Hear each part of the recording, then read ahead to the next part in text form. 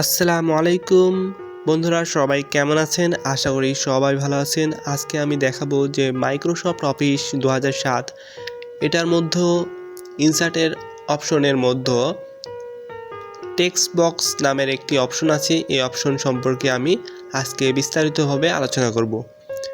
ওখানে যেতে হলে প্রথমত আমাকে স্টার্ট বাটনে আসা লাগবে।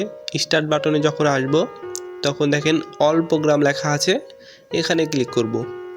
এখানে যখন ক্লিক করলাম তখন এরকম একটা ইন্টারফেস আসছে। জাস্ট এটা আমি স্ক্রল বারটা নিচের দিকে নিয়ে আসব।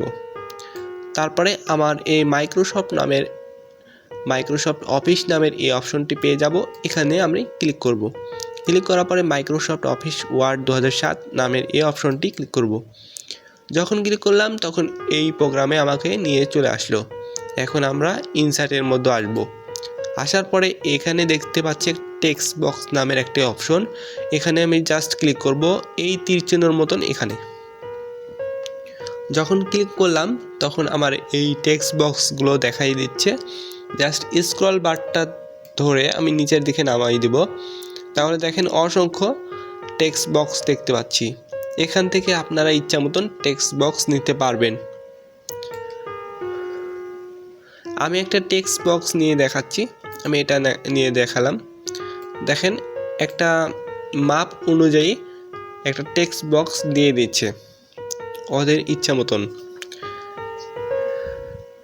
এটার উপরে যদি কাজ করতে চাই তাহলে দেখেন এখানে কিছু অপশন আছে।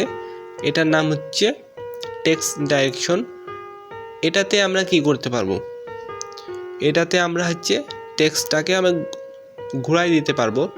এখানে যখন ক্লিক করব তখন দেখেন টেক্সটটা কিন্তু ঘুরে যাচ্ছে।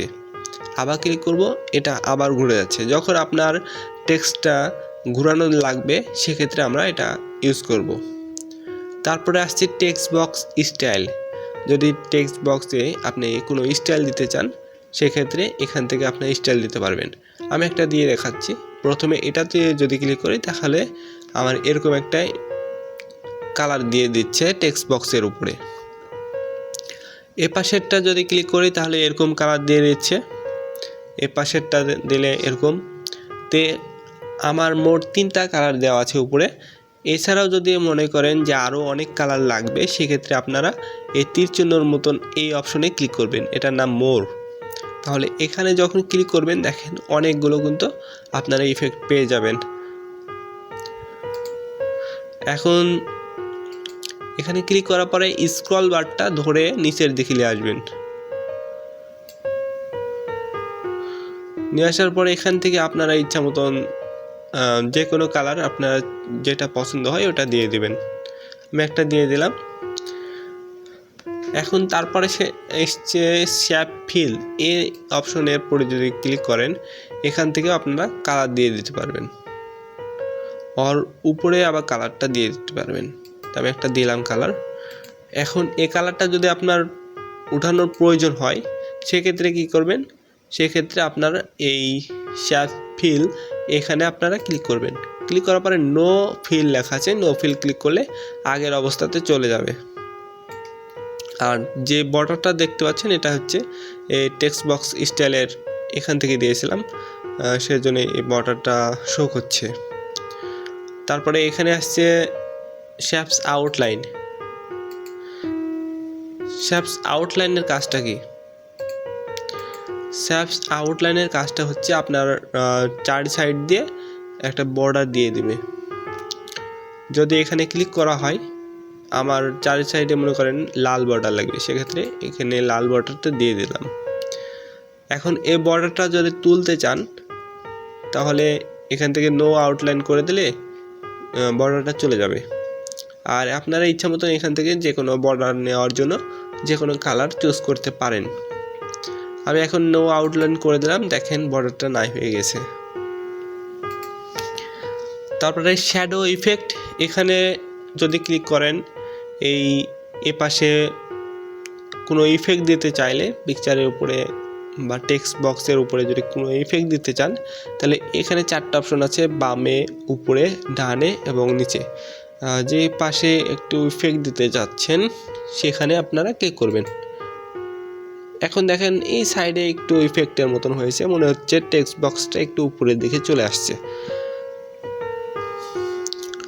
তার এপাশে 3D ইফেক্ট, এখানে কাজ কি, এখানে ক্লিক করার পরে একটু টেক্সট বক্সটা একটু মোটা হবে সেটি হচ্ছে আমি একটু দেখাই দিচ্ছি।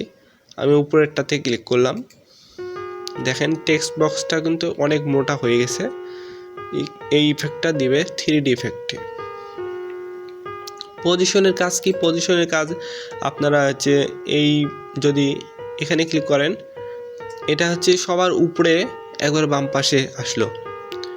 এখানে ক্লিক করলে একবারে সবার উপরের মাঝখানে আসলো, এবং এখানে ক্লিক করলে সবার উপরের ডান পাশে আসলো।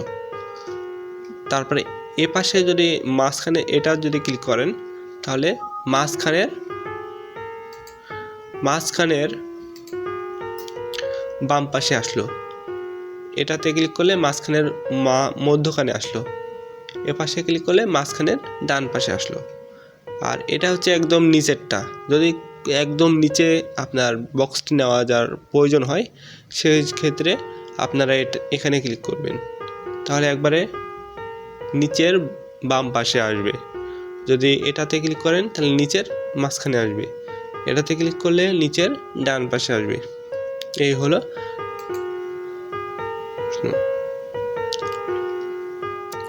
এখন আসছি আবার মূল পয়েন্টে, আমরা ইনসার্টে আবার চলে গেলাম, যাওয়ার পর টেক্সট বক্সে আমরা টেক্সট বক্সটা উঠাই দিচ্ছি।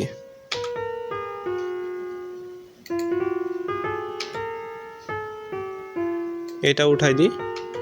আমি চাচ্ছি যে আমার নিজের ইচ্ছা মতন একটা টেক্সট বক্স নেব, সেক্ষেত্রে আমরা ইনসার্টে যাব, যাওয়ার পরে টেক্সট বক্সে, তারপরে এখানে কিন্তু তৈরি করাই আছে। আর আপনি যদি নিজের ইচ্ছা মতন টেক্সট বক্স নিতে চান তাহলে ড্র টেক্সট বক্স আছে, এখানে জাস্ট ক্লিক করবেন। ক্লিক করার পরে এখন দেখেন মাউসটার বাম পাশের যেই বোতাম আছে এখানে জাস্ট ক্লিক করে ধরে রাখবেন, ধরে আপনি নিচের দিকে টেনে ধরবেন, যেটুকু আপনার প্রয়োজন সেটুকুর উপরে ছেড়ে দেবেন, তাহলে আপনার নিজের ইচ্ছা মতন একটা টেক্সট বক্স তৈরি করা হয়ে গেল। এখন এরপরে আপনার ইচ্ছা মতনভাবে লিখতে পারবেন।